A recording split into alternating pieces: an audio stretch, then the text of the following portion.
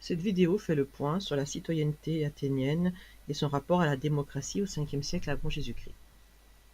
Sont citoyens les hommes libres, nés de pères et de mères athéniens, qui ont réalisé leur éphébie, c'est-à-dire leur service militaire.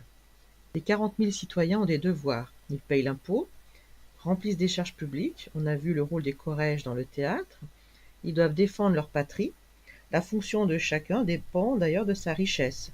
Les plus riches sont cavaliers, les plus pauvres rameurs, et entre deux, les autres sont des fantassins appelés hoplites. En échange, les citoyens athéniens ont le droit de siéger aux assemblées et d'y prendre la parole, bien sûr, de voter, d'être magistrats, de se marier et de devenir propriétaires. La démocratie athénienne, mise en place au VIe siècle avant Jésus-Christ par Solon et Clisthène, repose sur deux principes. Le premier, la séparation des pouvoirs, et le second, l'exercice collégial de ces pouvoirs. Cette démocratie s'organise autour de l'action directe des citoyens dans deux assemblées. La première, l'Ecclésia, les rassemble tous. Elle se réunit sur la colline de l'Apnyx au moins 4 fois par mois. Pour lutter contre l'absentéisme des plus pauvres, Périclès crée le mistos. Les citoyens à l'Ecclésia débattent, votent à main levée les lois préparées par la Boulée et votent les déclarations de guerre. La Boulée, ou le Conseil de la Cité, est constitué de 500 citoyens tirés au sort. Elle établit l'ordre du jour de l'Ecclésia et administre la cité. Alors elle contrôle l'activité des magistrats, elle gère les affaires religieuses et elle dirige avec les stratèges la politique extérieure d'Athènes. Les citoyens interviennent aussi au niveau du pouvoir judiciaire puisqu'ils jugent des affaires criminelles et politiques au tribunal de l'Héliée. Les jurés sont tirés au sort parmi les 6000 Héliastes, eux-mêmes tirés au sort.